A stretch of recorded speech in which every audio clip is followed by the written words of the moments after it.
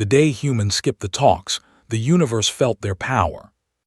The great hall of Station Concordia was filled with noise.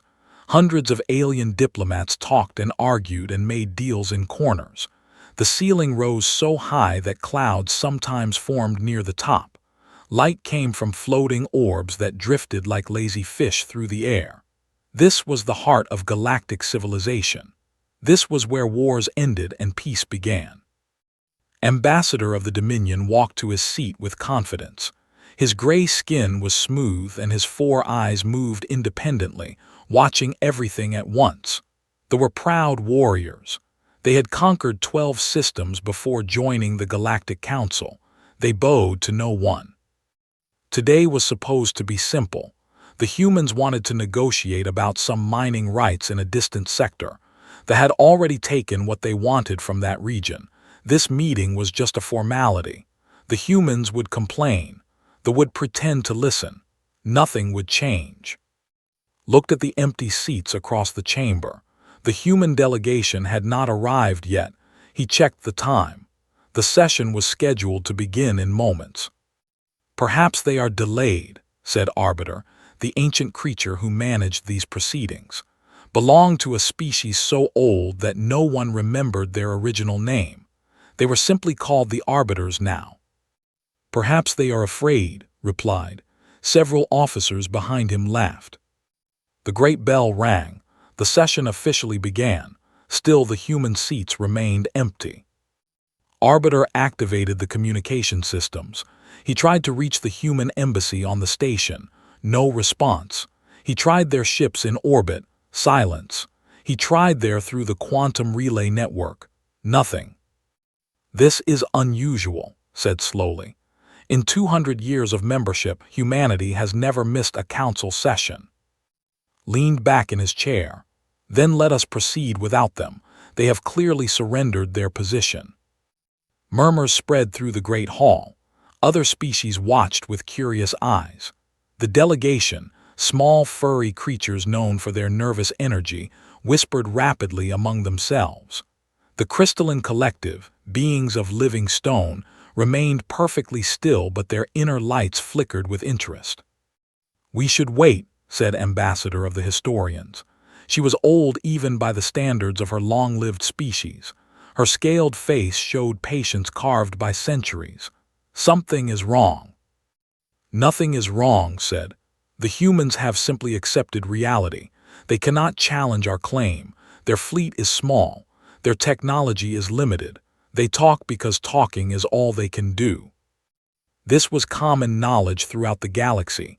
Humans were diplomats, negotiators. They solved problems with words and compromises. Some species admired this. Others, like the, saw it as weakness. 3 hours passed. The human seats remained empty. Arbiter had no choice. Council rules were clear. If a party failed to appear for scheduled proceedings, the other party could claim victory by default. Formally requested that the disputed territories be granted to the Dominion. Does any species object? Asked the assembly. Silence. No one wanted to interfere with business. The Dominion had a long memory and a short temper.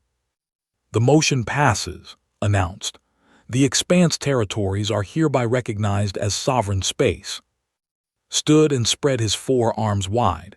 Let this be a lesson to all who would challenge the Dominion. The humans have shown their true nature. They are cowards who hide behind words. When faced with strength, they run. His officers cheered. Other delegations looked uncomfortable but said nothing.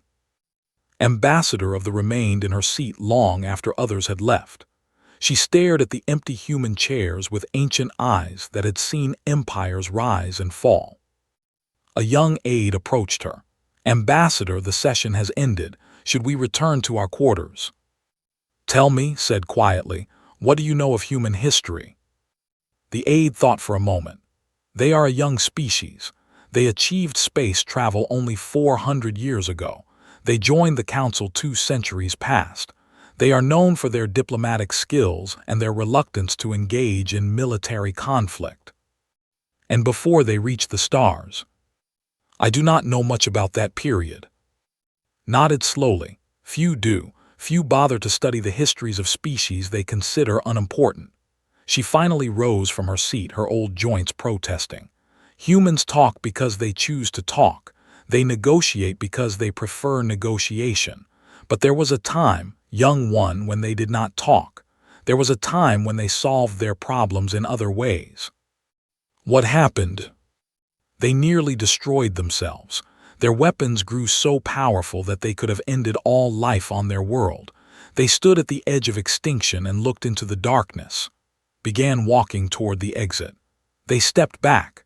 They learned a different way, but the knowledge of what they could do, what they are capable of, that never left them. The aide followed, confused. Why does this matter now? Stopped at the doorway.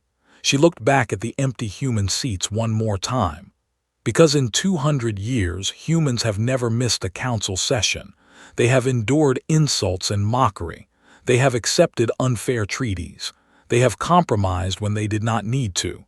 They have talked and talked and talked. And now they have stopped talking. Yes, his voice was barely a whisper. And that is what frightens me. When humans stop talking, it means they have decided that words are no longer useful. It means they have chosen a different path. What path? The old ambassador did not answer. She simply walked away, leaving her aide standing alone in the empty hall. Far away, beyond the borders of space, beyond the patrol routes and sensor networks, something waited in the darkness between stars. 47 capital ships hung motionless in the void. 300 support vessels surrounded them like faithful guardians. The entire human Seventh Fleet had assembled in perfect silence. No communications, no signals, nothing that could be detected or traced. Aboard the carrier Prometheus, Commander stood on the observation deck and watched the stars. Her face showed no emotion. Her eyes held something cold and patient. A message arrived through secure channels. The council session had ended.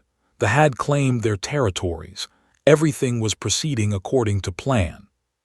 Turned away from the window, she had work to do. The galaxy thought humans were weak. The galaxy thought humans only knew how to talk. The galaxy was about to learn a very old lesson. Some silences are louder than words, and some species should be very careful about what they wish for when they ask humans to stop talking. The waiting was almost over. Commander walked through the corridors of the Prometheus with steady steps. Crew members moved aside as she passed. They saluted but did not speak. Words felt wrong on a day like this. The ship hummed with quiet power. Every system was ready. Every weapon was charged. Every soul on board knew what was coming. Entered the command center where her senior officers waited. Captain stood by the tactical display. Lieutenant monitored the communication systems. Doctor represented the medical corps. They all looked tired. None of them had slept much in recent weeks. The council session ended 2 hours ago, reported. They celebrated their victory for approximately 40 minutes before returning to normal operations. Good, said, they think this is over. She sat in her command chair and pulled up the mission files. 3 months of planning, thousands of simulations. Every possible outcome had been calculated and prepared for, but the real preparation had begun much earlier, decades earlier, centuries even. Commander, said carefully, we received a message from Admiral Headquarters. They want confirmation that we understand the rules of engagement. I understand them perfectly. The rules were simple. Military targets only. No civilian casualties. Disable, do not destroy. Show them what humanity could do without actually doing the worst of it. Send a message that would echo through the galaxy for generations. Closed her eyes for a moment. The faces came to her unbidden. 12,000 faces. Men and women and children who had boarded the colony ship Meridian 3 months ago. They had been traveling to a new world. A fresh start. A chance to build something beautiful. Her sister had been among them. Maya, 32 years old, a teacher who wanted to help establish the first school on a new planet. She had sent a message before departure. "Wish me luck," she had said with that bright smile of hers. "Next time you see me, I will be a pioneer." They had intercepted the meridian in what they claimed was their territory. The ship was unarmed. It carried no weapons. It was filled with families and dreamers and people who just wanted a better life. They did not board them. They did not take prisoners. They did not even issue a warning. They simply fired. 12,000 lives ended in seconds, atomized, scattered across empty space. No bodies to recover, no last words, just silence where laughter should have been. Opened her eyes. The memory hardened into something cold and useful. 3 months, Doctor said quietly. We spent 3 months asking for justice through proper channels. We followed every rule, added, filed every complaint, requested every investigation. And what did we get? Asked, though she already knew the answer. Nothing. His voice was bitter. The provided false data. Witnesses vanished. The investigation was delayed and delayed and delayed. The council expressed concern but took no action. This was how it always went with the. They had been doing this for centuries. Raid a weaker species. Claim it was a misunderstanding. Tie up any consequences in bureaucratic knots until everyone forgot or gave up. The galaxy let them get away with it because the galaxy was afraid of them. Humanity had been patient. Humanity had followed the rules. Humanity had believed in the system. But the system had failed 12,000 innocent people. There is something else, said. She hesitated before continuing. Intelligence intercepted communications from the High Command last week. They were laughing about us, calling us weak bureaucrats who would rather file paperwork than fight. They said humans were the easiest prey in the galaxy because we always wanted to talk. A cold smile crossed his face. They are about to discover why we prefer talking. The truth was something that humanity had kept secret for a very long time. The galaxy saw humans as peaceful diplomats, skilled negotiators, the species that always sought compromise. This was true, but it was not the whole truth. Humans talked because they knew what happened when they stopped talking. For thousands of years before reaching the stars, humans had fought each other. They had invented weapons that could crack continents. They had built bombs that could poison the air for generations. They had come within hours of ending their own species more than once. They had looked into the abyss and seen what they were capable of. So they had chosen differently. They had built a civilization based on communication and cooperation. They had reached for the stars not as conquerors but as explorers. They had joined the galactic community as friends and partners. But they had never forgotten. They had never stopped preparing. Somewhere in the back of every human mind was the knowledge of what they could do if they truly had to. And somewhere in the depths of human space, hidden from all sensors and all eyes, the real fleet waited. Not the small patrol ships that other species saw, not the modest defense force that made the laugh. The real fleet, the one built in secret shipyards, the one equipped with technology that humanity had never revealed, the one designed for the day when words finally failed. That day had come. "Admiral is addressing all fleet commanders now," announced. The main screen flickered to life. Admiral James appeared, an old man with white hair and steady eyes. He had fought in 3 border conflicts. He had negotiated 7 peace treaties. He understood both war and diplomacy in ways that few others did. "This is the moment we hoped would never come," the admiral said. "For 2 centuries, we have shown the galaxy our best face. We have been patient. We have been kind. We have been everything our ancestors learned to be after nearly destroying themselves." He paused. His eyes seemed to look directly at each commander individually. "But kindness is not weakness, patience is not surrender, and peace is not the same as submission. Today we remind the galaxy of a simple truth. We choose to talk. We prefer to negotiate. We believe in diplomacy because we have seen what happens without it." His voice hardened. But we have not forgotten how to speak the other language, the older language, the language that every species in this galaxy understands. Today, they learn that when humans stop talking, the universe should listen very carefully to what comes next. The transmission ended. Stood and faced her crew. These were good people, soldiers who had hoped to never fire a weapon in anger, men and women who had joined the fleet to protect and explore, not to conquer and destroy. 12,000 names, she said. 12,000 people who trusted the galaxy to be fair. They deserved better. They deserved justice. The system failed them. We will not. She activated the fleet-wide channel. All ships prepare for fold space jump. Target coordinates locked. We arrive in perfect silence. We strike with perfect precision. We show them exactly what humanity chose not to be. The countdown began. Somewhere in the darkness, they slept peacefully, confident in their victory. They would not sleep peacefully for much longer. The night sky over Prime was beautiful. 3 moons hung in the darkness, casting silver light across the capital city. Citizens walked through the streets, celebrating the day's diplomatic victory. Music played from towers. Lights danced on the water of the great canals. General stood on his balcony and watched the festivities below.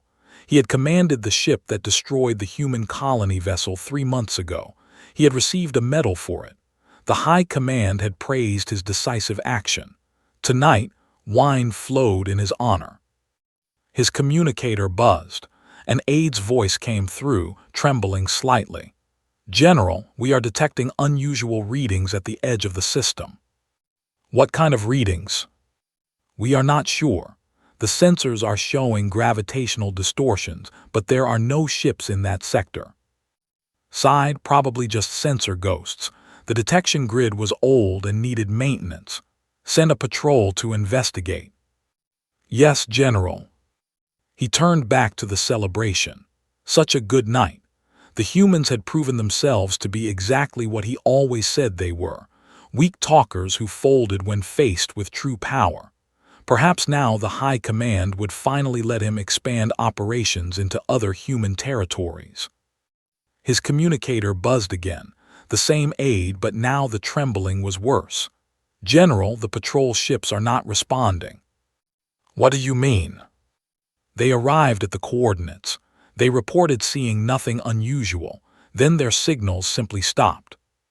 A cold feeling began to grow in stomach. "Send more ships." "We already did." They stopped responding as well. Alarms began to sound across the city. The beautiful music died. The dancing lights froze. Citizens looked up at the sky with confusion and fear. "General," the aide whispered, "we are detecting ships, many ships. They are already inside our defensive perimeter." "That is impossible. Nothing can jump that precisely. Nothing can bypass our sensor net." They did. Ran to his command post. Officers rushed around in panic. Screens showed impossible images. Human ships, dozens of them, appearing from nowhere in the heart of space. Not at the borders where they could be intercepted. Not in distant sectors where response time would matter. Right here, right now. "How?" he demanded. "How did they do this?" No one had an answer. Far above the planet, Commander watched the chaos unfold on her tactical display. They were scrambling to respond, but their movements were confused and uncoordinated. They had never prepared for an attack from within their own system. They had never imagined it was possible. "First wave, begin your runs," she ordered. Strike teams dropped toward the planet. Their targets were military installations, shipyards, weapons factories, command centers. Each team had practiced their approach 1,000 times in simulation. They knew every target by heart. They tried to fight back. Defense platforms opened fire. Fighter squadrons launched from orbital stations. But human ships moved with a precision that belief. They dodged attacks that should have been impossible to dodge. They struck weak points that should have been impossible to know about. Lieutenant Park's voice came through the command channel. Target Alpha neutralized. Shipyard 3 is offline. Target Beta neutralized, reported Captain Santos. Weapons factory disabled. Target Gamma neutralized. Target Delta neutralized. One by one, the military backbone of the Dominion was being broken. Not destroyed, but disabled. Surgical strikes that left buildings standing but systems dead. Precision attacks that knocked out power without killing people. General watched from his command post as his empire crumbled around him. Ships that had terrified the galaxy for centuries were drifting powerless in orbit. Bases that had launched countless conquests were dark and silent. "Fight back," he screamed at his officers. "Destroy them." "We are trying, General, but they know everything, every weakness, every blind spot, every code." It was true. The humans had been watching for a long time, learning, recording, preparing. While the galaxy laughed at their diplomats and mocked their patience, human intelligence services had been mapping every system in detail, every military installation, every communication network, every vulnerability. They had made the mistake of ignoring the species they considered beneath them. They had never imagined that those quiet diplomats were also very thorough observers. Check the mission clock. 6 hours since the attack began. They were ahead of schedule. Commander reported, "We have reports of civilian shelters activating. People are frightened." Good, fear teaches lessons that words cannot, but make sure our people stay clear of civilian areas. Not one innocent life. Understood. This was the part that required the most discipline. Human forces had the power to do so much more. They could have bombed cities. They could have targeted population centers. They could have made the suffer the way the Meridian's passengers had suffered. But that was not the point. The point was to show the galaxy that humanity could have done those things, that they had the power to be monsters, and that they chose not to be. Back on Prime, General watched his world collapse. Power grids failed across the capital. Communication networks went dark. Water systems shut down. Everything that made modern civilization possible was simply stopping. "They could kill us all," one of his officers whispered. "They have the power to destroy our entire species." "Then why don't they?" another asked. Understood. That was the message. That was what the humans wanted them to know. They could have turned Prime into a graveyard. They could have answered the deaths of 12,000 with the deaths of 12 billion. Instead, they turned off the lights. By the end of the 6th hour, the Dominion's military capacity was gone. Not a single warship could fly. Not a single weapons platform could fire. Centuries of conquest and intimidation had been erased in less time than it took for a normal council session. And the human fleet remained in position, silent and waiting. Commander opened a channel to the leadership. "This is Commander of the human 7th Fleet. Your military forces have been neutralized. Your infrastructure has been disabled. You have no capacity to resist." Silence from the other end, shock probably, or fear. "We are not here to destroy you," continued. "We are here to teach you something. When humans talk, you should listen. When humans negotiate, you should cooperate. When humans ask for justice, you should provide it." She paused, letting the words sink in. "We have stopped talking. This is what that means. Remember this feeling. Remember how helpless you are right now. And remember that we could have done so much worse." The channel closed. Around the galaxy, other species watched the recordings with stunned expressions. They trembled in their warrens. The crystalline collective debated whether to activate ancient defenses. They simply nodded as if an old prophecy had finally come true. The humans had always said they preferred peace. The galaxy had assumed this meant they were incapable of war. Now they knew the truth. Humans preferred peace because they understood war better than anyone. They preferred talking because they knew what happened when the talking stopped. And they were very, very good at both. The Galactic Council chamber had never been so quiet. Every seat was filled. Every eye was focused on the central platform where Ambassador stood alone. Behind her, the human delegation finally occupied their seats after their notable absence. Arbiter cleared his throat. The sound echoed through the silent hall. This emergency session has been called to address recent events in space. Ambassador, humanity has requested the opportunity to speak first. Thank you, Arbiter. His voice was calm and steady. She wore simple clothes, nothing fancy or threatening. Her gray hair was pulled back in a practical style. She looked like someone's grandmother, not the representative of a species that had just dismantled an empire. I apologize for missing our last session, she began. We were busy with other matters. A ripple of nervous laughter passed through the chamber. The delegation sat in the corner, their heads bowed, their uniforms stripped of military honors. They looked smaller than before, defeated. Let me be clear about what happened and why, continued. 3 months ago, a warship destroyed an unarmed human colony vessel. 12,000 civilians died. Families, children, dreamers who only wanted to build a new home among the stars. She paused, letting the weight of the number settle over the audience. We asked for justice. We followed every proper channel. We filed every required document. We attended every scheduled hearing.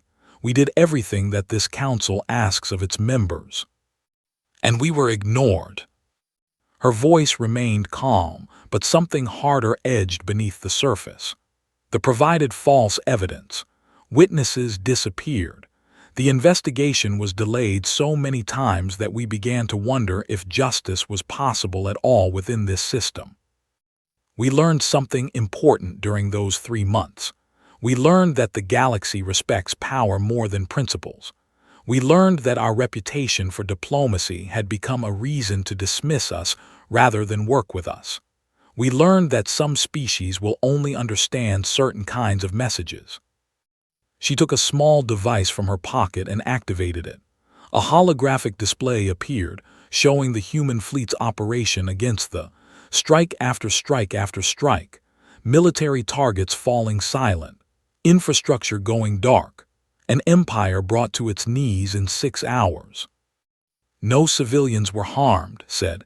Every target was military or governmental. We had the power to do so much more. We chose restraint.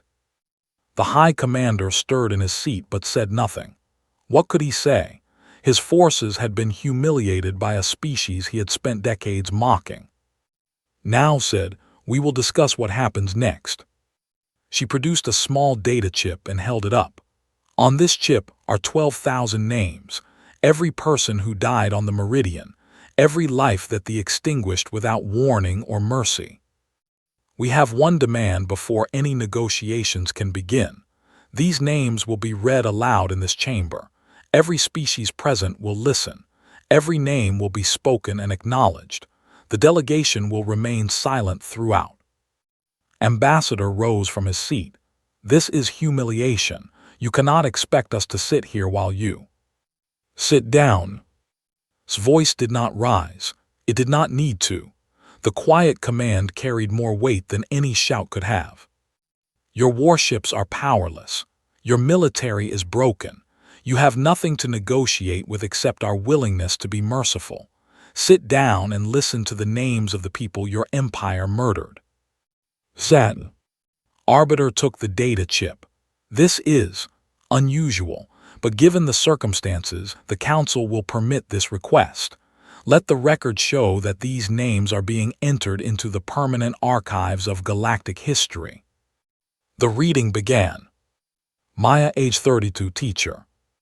The first name echoed through the chamber. Commander, watching the proceedings through a secure feed aboard the Prometheus, closed her eyes briefly before opening them again. David, age 45, engineer. Age 7, student. Name after name, hour after hour. The council sat and listened as 12,000 lives were acknowledged. Some names were spoken quickly. Others hung in the air for a long moment, as if the universe itself was pausing to remember. The ambassador wept openly. The crystalline collective's internal lights dimmed in what their species considered mourning. Even species that had no cultural concept of death sat in respectful silence. The delegation remained frozen. They were not allowed to leave. They were not allowed to speak. They could only sit and listen to the consequences of their actions. Old Ambassador of the closed her eyes and remembered. She had seen many atrocities in her long life. She had witnessed genocide and conquest and the fall of civilizations, but she had rarely seen a species respond to tragedy with such controlled fury. The humans could have demanded blood. They could have wiped them from existence. Instead, they demanded acknowledgement. They forced the galaxy to know the names of the forgotten. This thought was what made humanity truly terrifying, not their hidden technology or their secret fleets, their ability to hold power and not use it, their choice to seek justice instead of vengeance. After 11 hours, the last name was read. Thomas Wright, age 68, retired scientist. Silence fell over the chamber. Stepped forward again. Now we will discuss terms. She activated another display. The Dominion will pay full reparations to every family affected by the Meridian attack. The amount will be determined by a neutral committee, not by accountants. The High Commander nodded slightly. He had no choice. They will disarm their offensive fleet for 50 years. They may maintain defensive capabilities only, subject to regular inspections by Council observers. Another reluctant nod. And finally, they will construct a memorial in their capital city. It will list every name we read today. It will be maintained forever at expense, as a permanent reminder of what their empire did and what it cost. If these terms are violated, if any vessel fires on any civilian ship ever again, if any attempt is made to rebuild offensive military capabilities before the agreed period ends. Paused, her grandmother's face hardened into something ancient and cold. We will return, and we will not be so gentle. The terms were accepted. What else could they do? Their empire was broken. Their reputation was shattered. They had gambled that humanity was weak and lost everything. As the session ended and delegations began to leave, approached Ambassador. His 4 eyes showed something new, not anger, not resentment, fear. How long, he asked quietly, how long were you hiding this capability? Smiled softly. Since we first joined the council, perhaps longer. Why pretend to be weak when you had such power? Because power without restraint is just another form of barbarism. We learned that lesson long ago, when we nearly destroyed ourselves. We hoped the galaxy would never need to learn what we were capable of. She began to walk away, then stopped. You should thank us, Ambassador.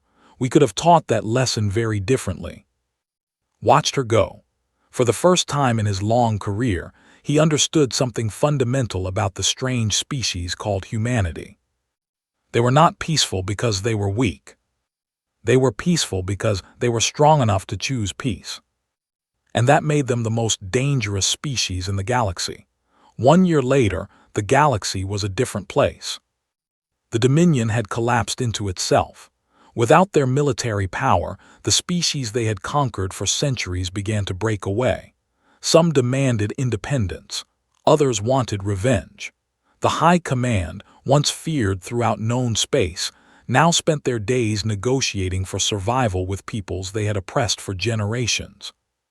The memorial in the capital had been built exactly as 12,000 names carved into black stone, arranged in a spiral that visitors walked through from beginning to end. It took hours to read every name. Children were brought there on school trips to learn about the cost of cruelty. But the biggest change was in how other species looked at humanity. The once nervous about everything now specifically requested human mediators for their disputes. They are fair, their ambassador explained to anyone who asked, and they are powerful enough that no one dares violate their decisions. The crystalline collective, ancient beings who rarely communicated with younger species, opened formal diplomatic relations with Earth for the first time. They recognized something in humanity that they respected: patience, wisdom, and the strength to wait for the right moment. Even species that had mocked humans for centuries now treated them with careful respect, not because they feared human weapons, because they understood that humanity had been playing a much longer game than anyone had realized. Old Ambassador of the requested a private audience with Ambassador. This was unusual. The rarely sought out other species for conversation. They preferred to observe from a distance, recording history without participating in it. They met in a small garden on Station Concordia. Flowers from 100 worlds bloomed around them. Water trickled from fountains designed to calm visitors of any species. It was a peaceful place, built for quiet talks. "I have a question," said, "one that has bothered me since the campaign." "Please ask." "Why did your species hide for so long? You could have claimed power 2 centuries ago. You could have dominated the council. You could have been emperors instead of diplomats." Sat on a stone bench and looked at the flowers. "Do you know the history of our world before we reached the stars?" "Only in general terms: wars, conflict, the usual development of a young species." "We were worse than usual." His voice grew soft. "We invented weapons that could destroy entire cities in seconds. We built bombs that could poison the land for generations. We created poisons that could wipe out entire populations." "Many species have such phases." "We never stopped, turned to look at directly. We kept building, kept improving, kept finding new ways to kill each other more efficiently. By the time we were ready to reach for the stars, we had enough weapons to sterilize our entire planet several times over." The old was silent, waiting. "And then one day we stood at the edge, seconds away from using those weapons, seconds away from ending everything. Our entire species, all our history, all our potential about to be erased because 2 groups of humans could not agree." "What happened?" "Someone stepped back, then another, not because they were weak, not because they had surrendered, because they finally understood what we were about to lose," smiled sadly. "We came so close, Ambassador, so close to being just another failed species, another cautionary tale in the archives." "But you survived." "We chose to survive. We chose to become something different, not because we forgot how to be dangerous, but because we finally understood the cost of danger." She stood and walked among the flowers, touching petals gently. "When we joined the galactic community, we made a decision. We would be the species that talked. We would be the ones who sought compromise. We would endure insults and accept unfair treaties and let other species think we were weak." "Why?" "Because every war we prevented was a victory. Every species that chose negotiation over conflict because humans were at the table was a life saved. We knew that if we showed our strength, the galaxy would fear us. Other species would arm themselves against us. An arms race would begin that might end the same way our old arms races nearly ended." Nodded slowly. "So you hid your power to prevent others from developing similar power." "Partly, but also because we were not sure we could trust ourselves. The temptation of strength is difficult to resist. How many empires have risen and fallen because they thought their power gave them the right to rule?" Shook her head. "We did not want to become what we had almost been. We did not want to become the—" "And now, your power is revealed. The galaxy knows what humanity can do. Now we face the test we always feared, turned back to. The galaxy is watching. Some species will try to develop their own hidden fleets. Others will seek alliances with us, hoping to share in our strength. Still others will plot against us, convinced that humans must be stopped before we become too powerful. What will you do?" "What we have always done: talk, negotiate, find solutions that do not require weapons. Our strength is not a license to dominate, it is a responsibility to protect." The old was silent for a long moment. Then she did something remarkable. She bowed her head to the human ambassador. I have lived many centuries. I have watched empires rise and fall. I have recorded the deaths of species and the births of new ones. In all that time, I have never encountered a species quite like yours. We are just trying to do better than we did before. That, said, is what makes you extraordinary. Most species believe they are already good enough. They never question their own nature. Humanity questions everything, including itself. She began to walk away, then stopped. The universe is lucky that your species chose to speak instead of conquer. I suspect history will remember you not for what you could have done, but for what you decided not to do. Watched her go. The weight of the old ambassador's words settled on her shoulders. It was a heavy responsibility, but humanity had been carrying heavy responsibilities for a long time. Far away, aboard the Prometheus, Commander finally went home. The fleet had been stood down. The ships had returned to their hidden bases. The uniforms had been put away. She stood before the memorial wall on Earth, where the names of the Meridian's passengers had been carved. Her fingers found her sister's name among the 12,000. Maya, age 32, teacher. We did it, she whispered. We made them remember you, all of you. A child walked past with her father. The little girl pointed at the names carved in stone. Who are they, Papa? They are the reason we must always try to talk first, the father said, and the reason we must never forget how to do more. The child nodded seriously, not fully understanding but sensing the importance. Smiled slightly. This was the legacy, not power but purpose, not fear but hope. The knowledge that humanity could be terrible and had chosen instead to be kind. We will always try words first, she thought. But we will never forget how to speak without them. Above her, the stars wheeled in their ancient dance. Somewhere out there, species were learning to respect each other. Somewhere, conflicts were being resolved without bloodshed. Somewhere, the galaxy was slowly becoming safer. And in the hearts of 12 billion humans, a quiet truth lived on.